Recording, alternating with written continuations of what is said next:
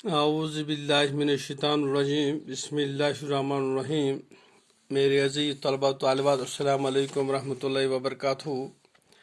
جیسے آپ جانتے ہیں کہ ہمارا جو آج کا سبق ہے گھوڑے اور ہرن کی کہانی، کیونکہ ہم نے پڑھا ہے، پچھلے 2 دن سے ہم پڑھ رہے ہیں کہ گھوڑے اور ہرن کی کہانی۔ تو اب گھوڑا تیار ہو گیا، اس کے دماغ میں جو ترکیب آ گئی ہے، اس نے شکاری سے کہا کہ اس جنگل میں ایک ہرن رہتا ہے، تم اگر چاہو تو مار سکتے ہو۔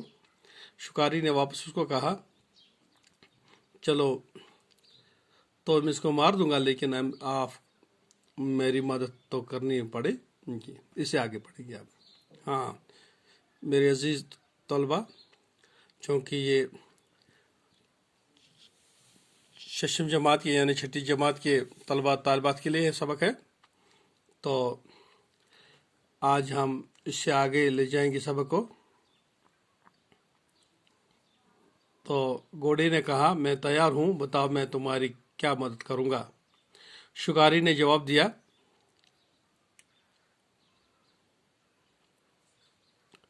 مجھے اپنی پیٹھ پر بٹھا لو اور وہاں سے لے چلو جہاں وہ ہرن رہتا ہے۔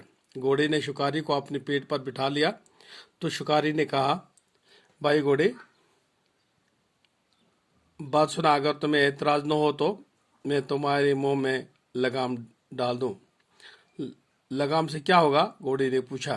شکاری نے کہا لگام سے یہ فائدہ ہوگا کہ جس طرف ہرن نظر آئے گا میں اسی طرف لگام موڑ دوں گا، تم ادھر چل پڑنا، پھر بھی میں اس سے اپنے تیر کا شکار بنا دوں۔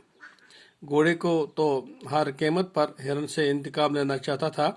اس نے کہا اچھی بات ہے، تم میرے منہ میں لگام ڈال دو۔ شکاری نے گھوڑے کے منہ میں لگام ڈال دی اور دونوں ہرن کی تلاش میں نکل پڑے۔ تھوڑی ہی دور گئے کہ ہرن نظر آیا۔ گھوڑے نے کہا یہی وہ ہرن ہے، تم اسے مار ڈالو۔ شکاری نے گھوڑے کو اس کے پیچھے ڈال دیا۔ گھوڑا تیز تیز دوڑنے لگا، دوڑتے دوڑتے ہرن کے بالکل قریب پہنچ گیا۔ شکاری نے تیر چلایا، تیر ہرن کے سینے پر لگا۔ ہرن نے بھاگنے کی کوشش کی لیکن تھوڑی دور جا کر گر پڑا۔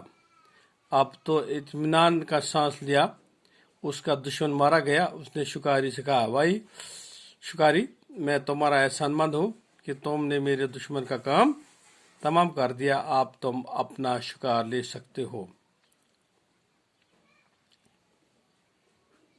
تو آج کا اتنا ہی سبق ہے کہ اس میں یہ سبق ملتا ہے کہ انتقام گیری کیسی ہوتی ہے۔ پہلے وہ کیسے دوست تھے، آپ کیسے دشمن بن گئے، اور اب کس طرح سے اس نے اس کا بدلہ لیا۔ تو آج کا بس اتنا ہی سبق ہے۔ میرے عزیز طلبہ و طالبات، السلام علیکم ورحمۃ اللہ وبرکاتہ۔